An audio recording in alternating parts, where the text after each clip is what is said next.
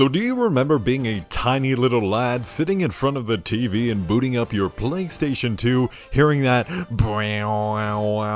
sound? You know, the one that goes...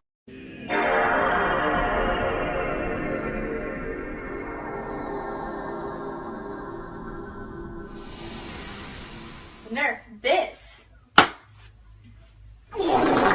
And you just got a new game and are like, Yeah, I love being a kid and playing these games. I really hope the reality of being an adult doesn't ruin my childhood like wonder and love for life. and now here you are. Just look at you. Sad, lonely, pathetic even. Anyways, we finally have the chance to reclaim our childlike innocence since the new Star Wars Battlefront Classic Collection has just dropped the other day, and let me tell you, I'm a little less depressed playing this game, but by a little bit less, I really do mean only a little bit. Even if this was one of our favorite games of our childhood, does it really hold up 20 years later with all the games that we have nowadays? Obviously not, but the technology was garbage compared to what we have now to this game, so it has many flaws that us kids have never noticed before because, well, there wasn't exactly anything to actually compare it to back in those days. So stuff like this really begs the question, do we really want remasters of games, or would we prefer to just have remakes or even just new titles?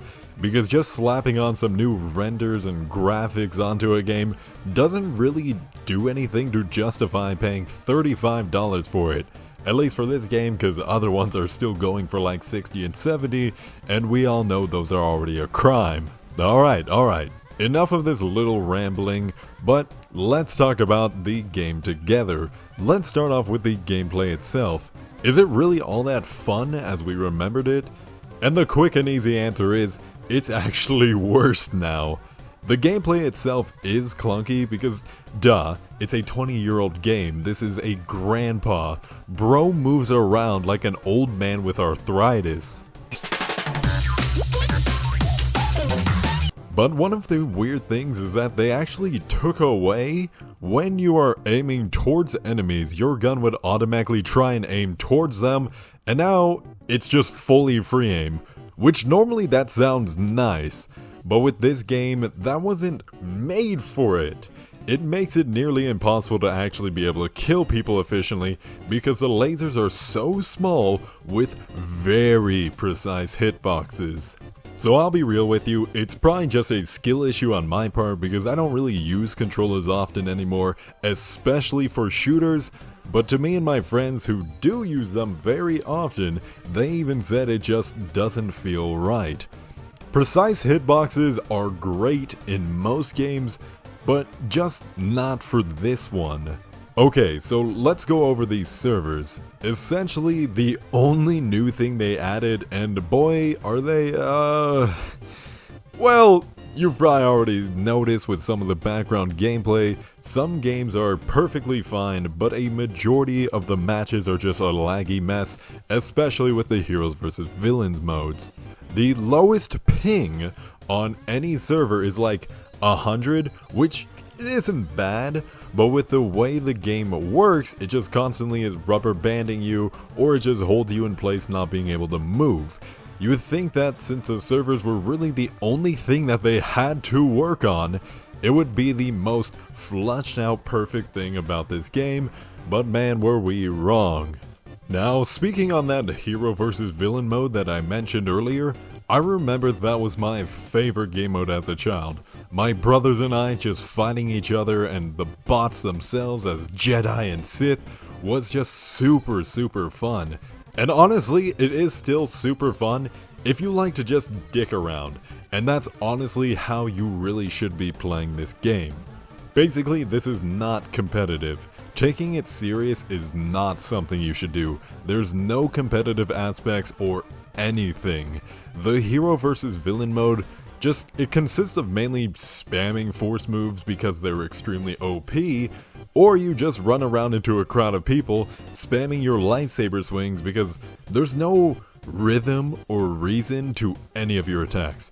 You just kind of swing around and hope for the best, which is great for kids since they're not really capable of trying to strategize in the most in-depth ways, so it makes sense in that case. Now, going into the whole foot soldier modes like Conquest and whatnot, these modes used to be a ton of fun. You kill other players, get some points, and then you use higher ranking soldiers, robots, whatever, and if you do really good, you can then turn into the respective Jedi or Sith player depending on whatever team you're on. And that all sounds really cool, right? Well, it doesn't actually really work in this game. For some reason, the matches end in like 3 minutes? I'm not even exaggerating that. I've been in a match that only lasted 60 seconds one time because just so many people were killing. And it was just so fast and the tickets to win are just insanely low, so you don't even really get a chance to use anyone better unless if you're that one guy just getting 20 kills in 30 seconds, which, spoiler alert, that doesn't really happen. So honestly, even for the low price point of only 35 buckaroonskis, this game still isn't worth that with how little effort was put into it. Like, the game still has the old bugs from 20 years ago. They didn't really do anything to the game except just add more polygons so you don't look like Tomb Raider's tits running around the place. So realistically, is this game worth to buy for a glorified graphic rehaul? Absolutely not. I'm just gonna say that right out. The graphics aren't even that much of an upgrade to really justify the price point whenever you can just buy the game on PC for like 2 cents and just mod the graphics to look, if not better, at least the same. At least definitely the same. We really need to stop allowing companies to profit off of our nostalgia unless they actually remake the game. These remasters, they are just complete jokes. Not fixing core gameplay or bugs to make the game still have that old days feel isn't always for the best, as some of these games, if not most of them, do not age well, as we have learned from the past few years of all the constant garbage remasters. Okay, so quick little recap. This game is really fun messing around with friends, but for $35 it will never be worth that kind of price point.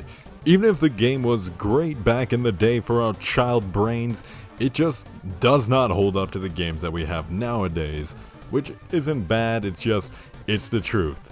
I would recommend picking up this game if it's like $10 at least, maybe $20 if you really just enjoy Star Wars games and want to replay that for just nostalgia's sakes, but I still wouldn't really recommend it. I will say I'm not never going to play this game again. Me and my friends will hop on here occasionally just to mess around here and there, but it's probably not anything I'm going to think about often, because I'd rather think about my good memories with the game whenever I had that tiny simple child brain. So I hope you guys enjoyed this long ass rant about basically hating on my childhood's favorite game. Weird, I know. But more videos to come on the channel, so stick around if you want to hear more of my stupid opinions about games and whatnot. Anyways, let me know if you were looking forward to this game too and it just let you down, or if you're fine with what you got since this is just what you were expecting, which is fine obviously. As long as you're having fun with it, it doesn't really matter what the game actually is. But I'm heading out now everyone, so I will catch you all in the next video. Have a good one. Peace.